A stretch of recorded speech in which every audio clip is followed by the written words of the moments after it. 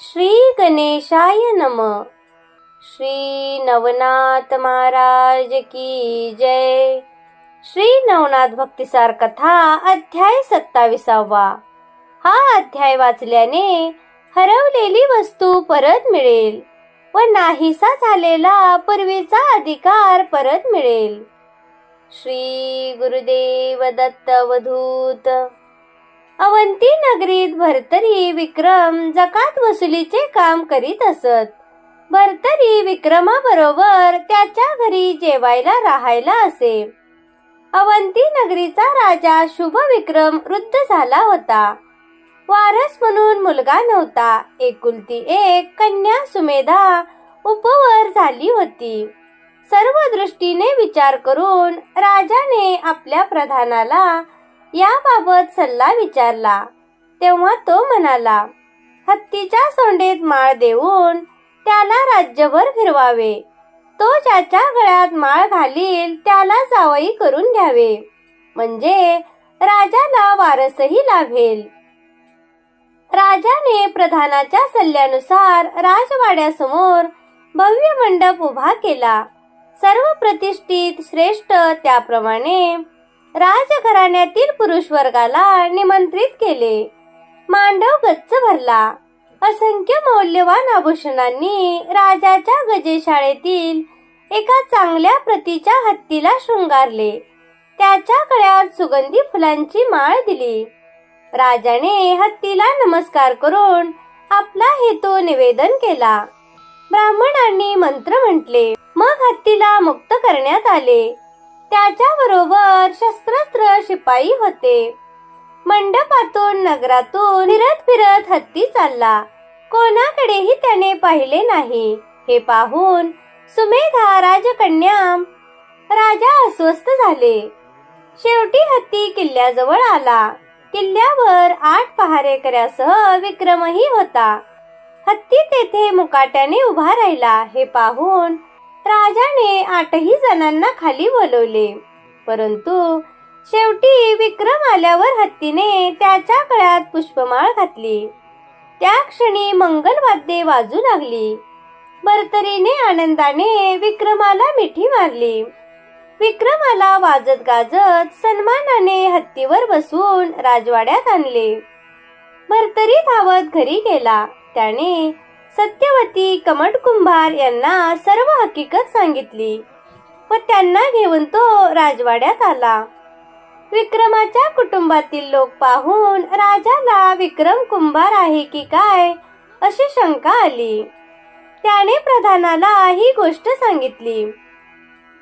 प्रधानाने कमठाला बाजूला घेऊन विक्रमाचा परिचय विचारला. कमठाने विक्रम सत्यवती व सुरोचन गंधर्वाचा पुत्र असल्याचे सांगितले. सत्यवती ही मथुरेचा राजा सत्यवर्मा याची कन्या आहे. हे ऐकून राजाला आनंद झाला. तो कमठासह सुमंत प्रधानाला घेऊन मथुरा नगरीला गेला. अवंती नगरीचा राजा शुभ विक्रम आपल्या भेटीला आलेला पाहून राजा सत्यवर्माने त्याचे राजधर्माला अनुसरून राजेशाही पद्धतीने स्वागत केले.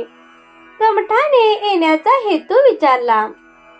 सत्यवर्माने सत्यवती आपली कन्या असून तिचा शापित सुरोचना गंधर्वाशी कसा विवाह झाला हे सांगितले. शुभ विक्रम राजाची शंका दूर झाली. त्याने सत्यवर्मा राजाला अवंती नगरीस येण्याची विनंती केली. सत्यवर्मा अवंती नगरीस आला. सत्यवती कन्येची भेट घेतली. विक्रमाचे भाग्य पाहून परस्परांना आनंद झाला. मोठ्या थाटाने समारंभपूर्वक राजा शुभ विक्रमाने विक्रमास राज्याभिषेक केला. आपली कन्या सुमेधा बरोबर त्याचा विवाह करून दिला. नंतर राजा सत्यवर्मानेही आपले मिथिला नगरीचे राज्यपद विक्रमाला दिले. दोन्ही नगरीचा राजा विक्रम झाला. त्याने भर्तरीला युवराज पद दिले. दोघे एकमेकांच्या विचाराने राज्यकारभार करीत. प्रजा त्या दोघांवर अतिशय प्रसन्न होती.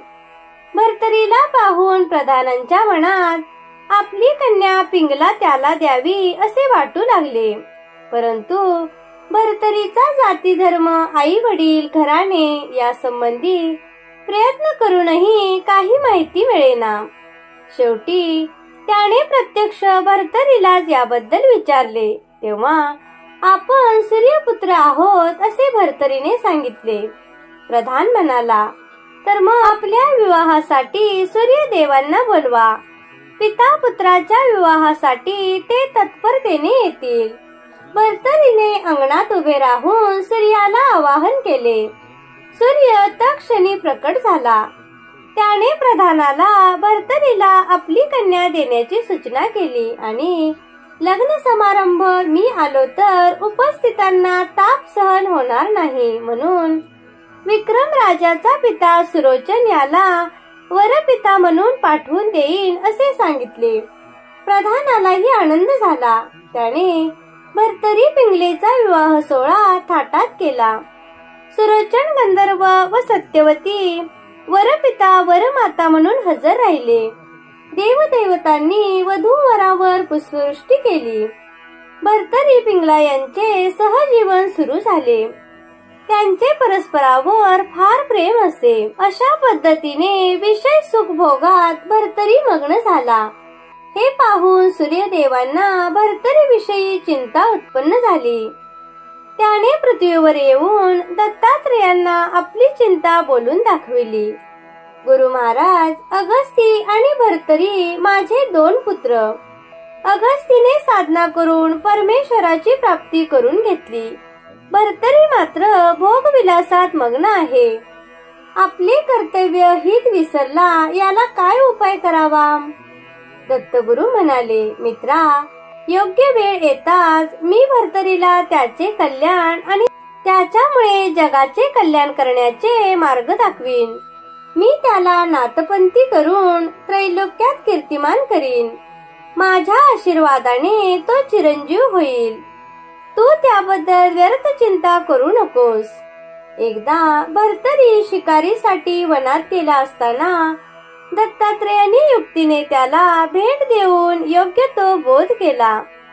12 वर्ष संसार केल्यावर संन्यास घेण्याचे वचन त्याच्याकडून घेतले. भर्तरीला उपदेश करून स्वतः कोण आहे याची जाणीव करून दिली. नवनाथ भक्तिसार कथा अध्याय 28. हा अध्याय वाचल्याने गुणवान स्त्री बरोबर लग्न होईल व ती अखंड सेवा करेल.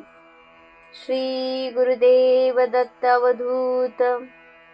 दत्तात्रेयांनी बोध केल्यावर भर्तरीने त्यांना वचन दिले की 12 वर्षानंतर सर्वस्वाचा त्याग करून मी संन्यास घेईन. असा निर्धार करून अवंती नगरीत आला. प्रथम आपल्या कामासाठी सभेमध्ये गेला. तेथील सर्व काम संपवून रात्रीचे भोजन करून तो पिंगला राणीच्या महालात आला. त्याची आवडती राणी फुलांची शय्या करून त्याची आतुरतेने वाट पाहत होती. भर्तरी आल्याबरोबर प्रेमभराने तिने त्याला आलिंगन दिले. दोघे परस्परांवर अनुरक्त असल्याने बराच वेळ प्रेमलाप करीत होती. बोलता बोलता पिंगला भर्तरीच्या मांडीवर डोके ठेवून विसावली. भर्तरी प्रेमाने तिच्या केसावरून हात फिरवत होता. ती म्हणाली, नाथ, अशीच मी तुमच्या मांडीवर विसावले असताना मृत्यू यावा. भर्तरी म्हणाला, प्रिये, मनुष्य आपल्याला सोयीस्कर असे मनोरथ करतो, परंतु परमेश्वराच्या इच्छेनुसार सर्व घडते. कदाचित तुझ्या आधी मीच मरण पावेल.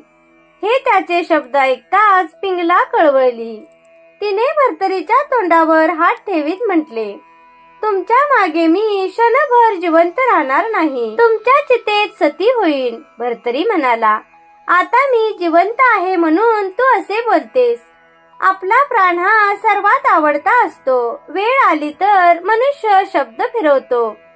पिंगला या वाक्याने व्यथित झाली. एक दिवस भर्तरी शिकारीला गेला. त्याच्या मनात पिंगलेच्या शब्दाची प्रचिती पहावी अशी इच्छा झाली. त्याने एका हरणाला मारून त्याच्या रक्तात स्वतःचे कपडे भिजवले व एका विश्वासातील सेवकाला बोलावून सांगितले की हे कपडे घेऊन अवंती नगरीत जा व हे रक्ताने भरलेले भरजरी कपडे, मुकुट, फाटलेली पादत्राणे पिंगळेला दाखव व दुःख शोक करीत रडत रडत सांग की भर्तरी महाराजावर वाघाने हल्ला केला व त्यांना ठार केले. त्या सेवकाने स्वामी आज्ञा पाळली, सांगितले तसे केले. हे वृत्त ऐकताच पिंगळा उभ्या उभ्या खाली कोसळली, आक्रोश करू लागली. तिने दासींना सेवकांना आज्ञा केली, चिता तयार करा, मी सती जाणार. सर्वांनी तिची समजूत घालण्याचा प्रयत्न केला. राजघराण्यातील लोकांचा तरी निरोप घ्या, परंतु पिंगळेचा निर्धार घट्ट होता. सेवकांनी चिता तयार केली. पिंगळेने मळवट भरला, केस मोकळे सोडले. भर्तरीचे नाव घेत अग्नीत प्रवेश केला.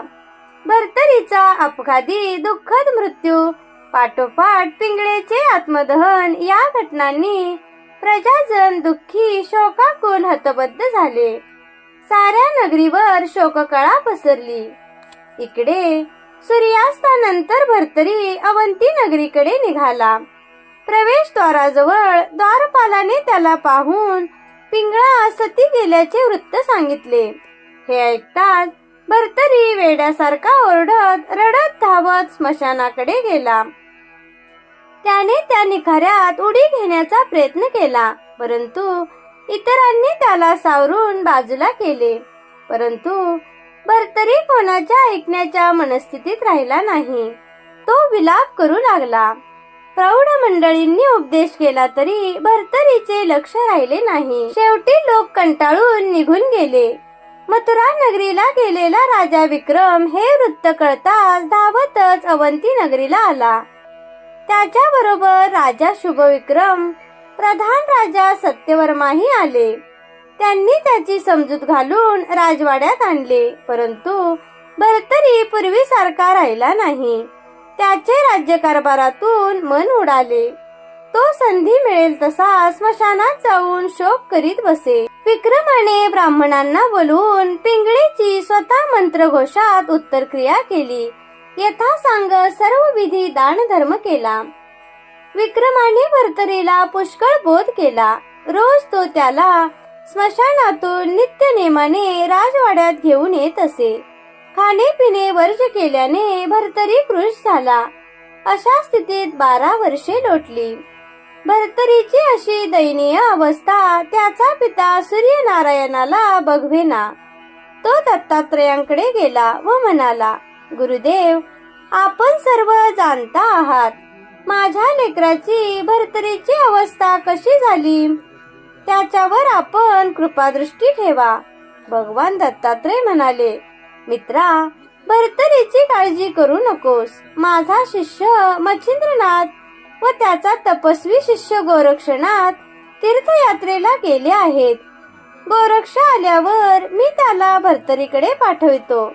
तोच बोध करून त्याला सावध करील व शुद्ध मार्गाला लावेल. त्यामुळे तो चिरंजीव होईल. हे ऐकून सूर्यदेव समाधानाने स्वस्थानी गेला. श्री नवनाथ भक्तिसार कथा अध्याय 29. हा अध्याय वाचल्याने क्षयरोग बरा होईल व त्रिविध तापे नाहीसी होतील. श्री गुरुदेव दत्त अवधूत.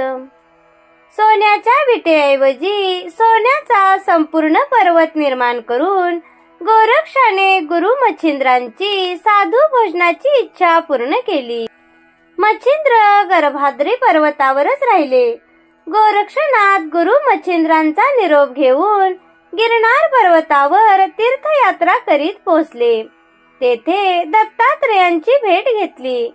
दत्तात्रयांनी मच्छिंद्रांची चौकशी केली, कुशल विचारले व नंतर गोरक्षाला सांगितले की माझा आवडता शिष्य भर्तरी पत्नीच्या मृत्यूमुळे तिच्या विरहाचे दुःख करीत 12 वर्ष स्मशानात शोकाकुल होऊन बसला आहे. त्याला शोकाच्या अवस्थेतून बाहेर आणून नश्वर जगाची जाणीव करून दे. बोध करून सावध कर. हा भर्तरी म्हणजे द्रुमिल नारायणाचा अवतार आहे. त्यांनी गोरक्षाला त्याची जन्मकथा सांगितली. गोरक्षाने दत्तात्रयांची आज्ञा स्वीकार करून आशीर्वाद घेऊन व्यानास्त्र मंत्रून भस्म कपाळी लावले. एका क्षणात 50 योजने अंतर पार करून तो अवंती नगरीतील स्मशानात आला. तेथे त्याने भर्तरीला शोक करीत बसल्याचे पाहिले. त्याला केवळ बोध करायचा म्हणून त्याच्या जवळ गेले तरी त्याचा उपयोग होणार नाही, अशी त्याची पत्नी विरहाने भ्रमिष्ट अवस्था झाली आहे. याला दुसरी युक्ती करावी लागणार असा विचार करून गोरक्ष तिथून निघाला. अवंती नगरीत आला. तेथे त्याने कुंभाराच्या घरी जाऊन मडके घेतले. त्याला रंग देऊन नाक डोळे काढले. ते घेऊन तो पुन्हा स्मशानात आला. भर्तरीच्या जवळ चालत असताना ठेच लागल्यासारखे करून जमिनीवर पडता त्याबरोबर त्याच्या हातातले मडके खाली पडून ते फुटले. ते पाहून गोरक्षाने हंबरडा फोडला. हाय हाय, माझी प्रियतमा, माझी भाऊली मला सोडून गेली. आता मी कसा तुझ्या विना राहू? मी प्राण देतो वगैरे वगैरे म्हणून आक्रोश करू लागला. त्याचा तो विलाप पाहून जवळ बसलेला भर्तरी क्षणभर स्वतःचे दुःख विसरला व गोरक्षाकडे नवलाने पाहू लागला. तो म्हणाला, अरे गोसाव्या, कसली बाहुली घेऊन बसला आहेस? 1 पैसा टाकला तर तसली पुष्कळ मडकी मिळतील आणि तू बाहुली म्हणतोस. ते शुद्र मडके मातीचे असल्याने ते फुटणारच की. त्यासाठी एवढे ऊर फुटून रडण्याचे काही कारण नाही. उपदेशाच्या दृष्टीने अनुकूल वातावरण तयार होत आहे असे लक्षात आल्यावर गोरक्ष रडण्याचे नाटक चालू ठेवीत म्हणाला, ज्याचे दुःख त्यालाच कळते. तुम्हाला 1 पैशाची वाटणारी बाहुली शूद्र मडके नव्हते तर माझी प्राणेश्वर बहीण माय होती. तुम्ही नाही का कोण पिंगळासाठी 12 वर्ष स्मशानात शोक करीत बसला आहात? भर्तरी म्हणाला, अरे मातीचे मडके आणि हाडामासांची सुंदर तरुण स्त्री याची तुलना कशी करतोस? तुझे मडके दुसरे मिळेल, माझी पिंगळा पुन्हा मिळेल का? गोरक्ष म्हणाला, मी एकच नाही, हजारो पिंगळा तुझ्या समोर उभ्या करतो, परंतु त्या बदल्यात तू मला काय देणार? भर्तरी म्हणाला, तू माझी पिंगळा पुन्हा आणून दाखवली तर हे राज्य वैभव तुला अर्पण करून तुझा शिष्य होऊन राहीन. गोरक्षाने कामिनी अस्त्राचा जप करून पिंगळेच्या नावाने भस्म टाकता क्षणी हजारो पिंगळा खाली उतरल्या. हे पाहून भर्तरी विस्मित झाला. त्या भर्तरी भोवती जमल्या. भर्तरीने त्यांना संसारातील गुप्त गोष्टी, खुनेच्या गोष्टी विचारल्या. त्या सर्वांची त्यांनी अचूक उत्तरे दिली. मग त्यातील सर्वात पुढे असणारी पिंगळा भर्तरीच्या जवळ आली आणि म्हणाली, प्राणनाथा, गोरक्षामुळे मी पुन्हा भूमीवर आले असले तरी आपण दोघांचा मृत्यू अटळ आहे. पुन्हा दोघांपैकी एकाचा मृत्यू झाला की दुसऱ्याला दुःख अटळ आहे. म्हणून तुम्ही माझा ध्यास सोडून द्या. गोरक्षाच्या कृपेमुळे तुम्हाला मोक्ष प्राप्त होईल. मला स्वर्ग प्राप्ती झाली आहे. तुम्हीही शाश्वत सुखाचा मार्ग अनुसरा. भर्तरीने गोरक्षाचे चरण धरले. गोरक्षाने विचारले, तुला राजवैभव पिंगळा हवी का वैराग्य वृत्ती धारण करून जन्माचे सार्थक करून घेणार? भर्तरी म्हणाला, तुम्ही एका मंत्राच्या सामर्थ्याने मृत्यू पावलेली पिंगळा क्षणात उभी केली आणि मी 12 वर्ष तिच्या विरहाने झुरत होतो. माझा भ्रम दूर झाला. योगाचे सामर्थ्य सर्वश्रेष्ठ आहे. मला याचा अनुभव आला. मला यातून सोडवा. तुमच्या बरोबर घेऊन चला. गोरक्ष भर्तरी राजवाड्यात आले. विक्रमाला साक्षी ठेवून गोरक्षाने भर्तरीला नाथपंथाची दीक्षा दिली. शिंगी, कंथा, झोळी ही नाथपंथाची भूषणे त्याच्याजवळ देऊन त्याला स्वतःच्या अन्य स्त्रियांकडे भिक्षा मागण्यासाठी अंतपुरात पाठविले. सर्वजणी भर्तरीला अडवू लागल्या, शोक करू लागल्या, परंतु भर्तरीने त्याकडे पूर्ण दुर्लक्ष करून भिक्षा घेऊन तो गोरक्षाकडे आला. गोरक्ष भर्तरीला घेऊन निघाला. अति अशक्तपणामुळे त्याला पाऊल उचलत नव्हते. गोरक्षाने यानास्त्राची योजना करून मंत्र म्हणून भस्म कपाळी लावले. भर्तरी उत्साही होऊन चालू लागला. क्षणात ते गिरनार पर्वतावर आले. दत्तात्रय त्यांची वाट पाहत होते. त्यांनी गोरक्षाला भर्तरीला जवळ घेतले, प्रेमाने समाधान केले. नवनाथ भक्तिसार कथा अध्याय 30. हा अध्याय वाचल्याने चोराची दृष्टी नाहीशी होईल.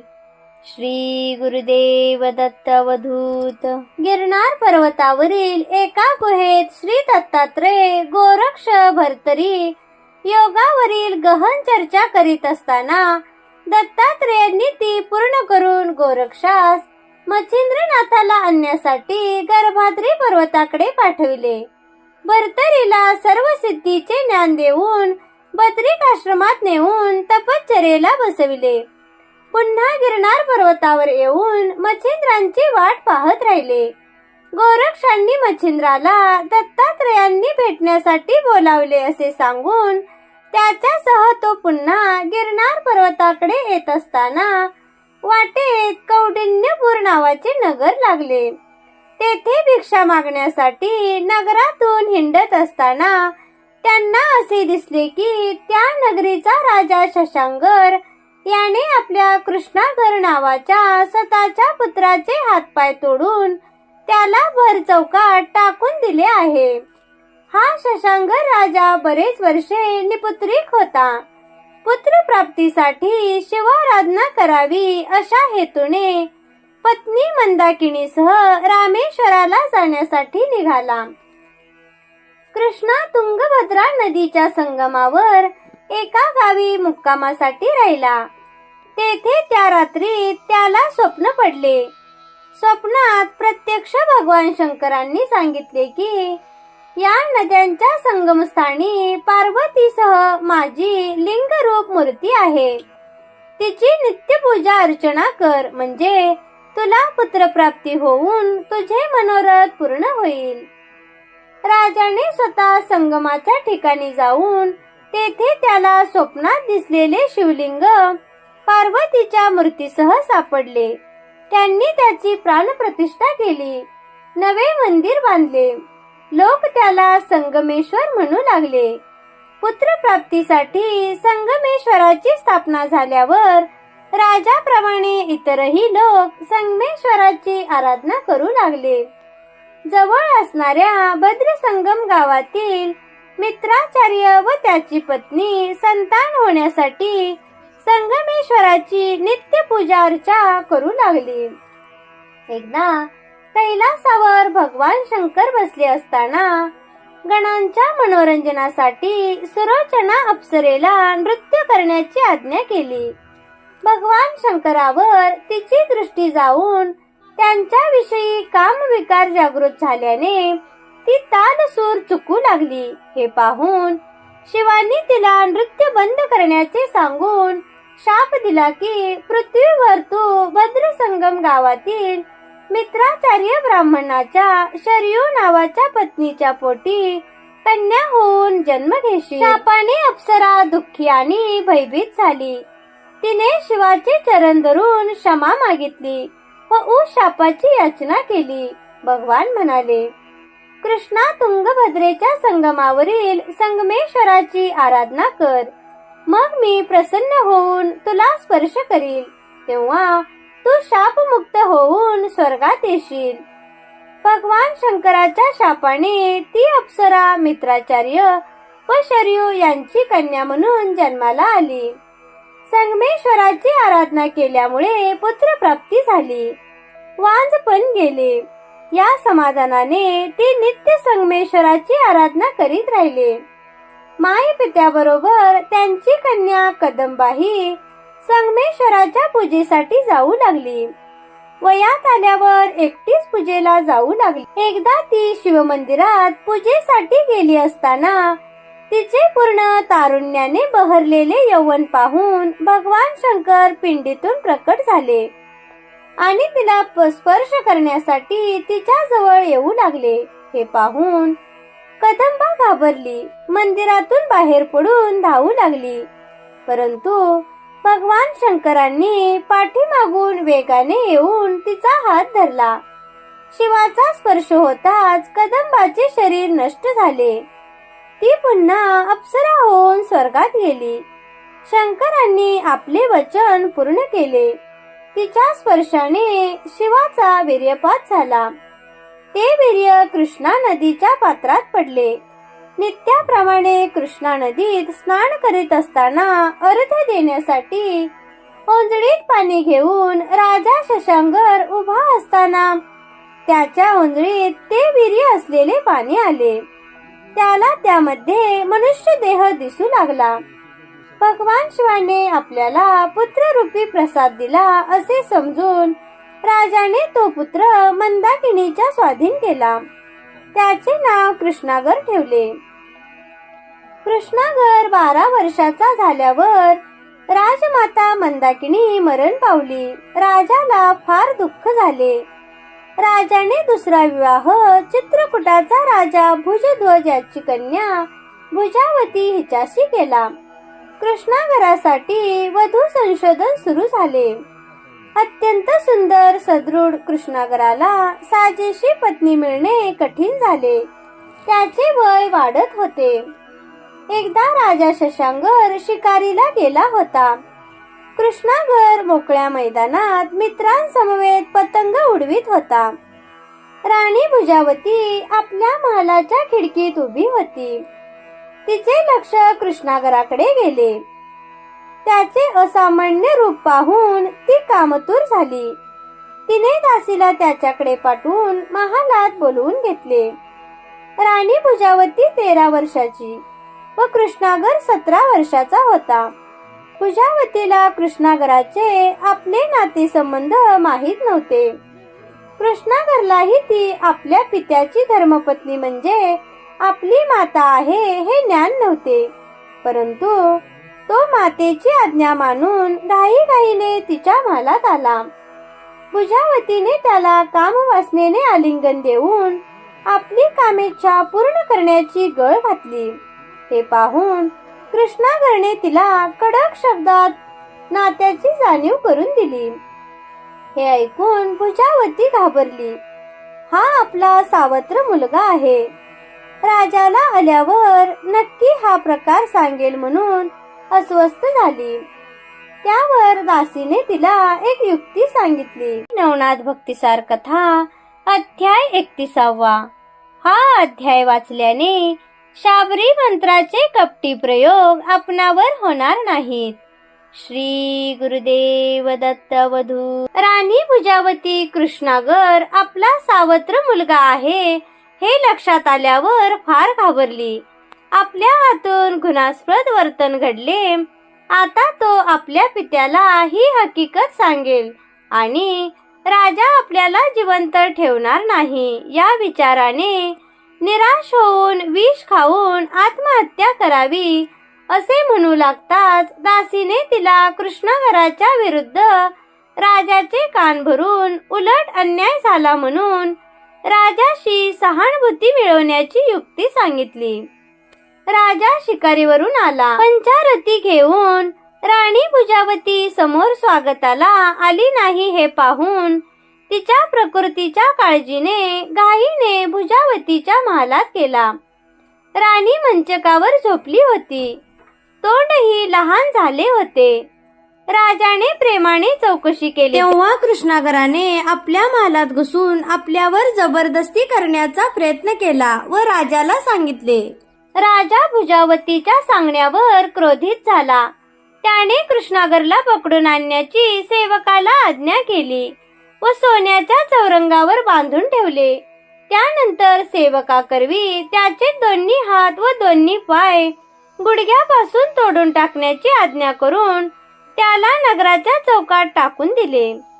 गोरक्षनाथ व मच्छिंद्रनाथ भिक्षा मागत चाललेले असताना चौकात लोकांची गर्दी बघून तेथे गेले. लोक हळहळत होते. भुजावती राणी व शशांकर राजाला दूषण देत होते. मच्छिंद्र गोरक्षांनी कृष्णागरला आपल्या बरोबर नेण्याचे ठरविले. त्यासाठी ते राजाकडे आले व त्यांनी राजाकडे कृष्णागरला आपल्या बरोबर जाण्याची संमती मागितली. हात पाय नसलेल्या कृष्णागरचे तुम्ही काय करणार याची तुम्हाला सेवा करावी लागेल म्हणून राजाने शंका घेतली. परंतु याबद्दल तुला पंचायत काय म्हणून मच्छिंद्रनाथांनी राजाला फटकारले. साधूचा राग ओढून घ्यायला नको आणि असा कृष्णागर डोळ्यासमोर नको म्हणून राजाने त्यांना परवानगी दिली. कृष्णगराला चौरंगावर पाहिले म्हणून त्याचे नाव चौरंगीनाथ झाले. त्याला घेऊन ते नगराच्या बाहेर आले. त्याला वाहत्या जखमावर झाडपाल्यांचा लेप देऊन त्या बांधल्या. त्याच्या मुखात अन्य पाणी घातले. या आपलेपणाने चौरंगीनाथ गहिवरला. दृष्ट लोकांच्या सहवासातून सोडवून मायेने वागविणाऱ्या लोकांच्या सहवासाची त्याला गोडी लागली. गोरक्ष व मच्छिंद्रनाथाला त्या क्षणी त्याला नवे हातपाय उत्पन्न करण्याचे सामर्थ्य होते. परंतु त्याच स्थितीत त्याच्याकडून तपश्चर्येचे कार्य करून घ्यायचे असल्याने त्यांनी चौरंगीनाथाला बद्रिकाश्रमात शिवमंदिरात जरा वेळ ठेवले व खाली जाऊन एक गुहा शोधून काढली. नंतर त्या गुहेत त्याला नेऊन ठेवले. गुहेच्या तोंडावर शिळा ठेवीत म्हणाले, जोपर्यंत तू या शिळेवर नजर कायम ठेवशील तोपर्यंत ही स्थिर राहील. तू जर नजर काढली की ही शिळा तुझ्या अंगावर पडेल.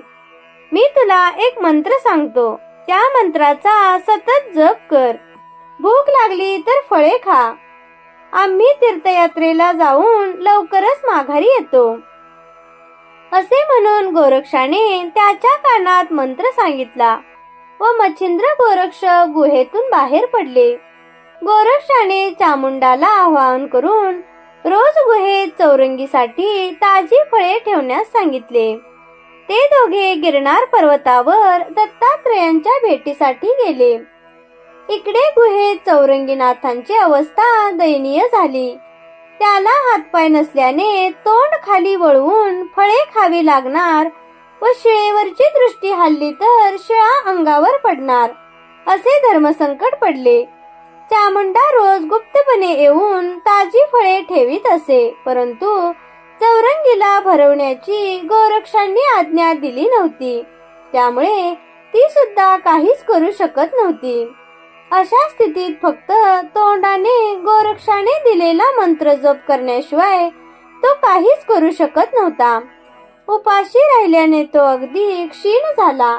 अंगावरचे मांस वाळले, वारूळ चढले. शिळेवर दृष्टी आणि मुखात सूक्ष्म जप मात्र अखंड सुरू होता. श्री नवनाथ महाराज की जय. अशाच नवनवीन व्हिडिओसाठी माझ्या चॅनेलला नक्की सबस्क्राईब करा. बेल आयकॉनवरही क्लिक करा. धन्यवाद.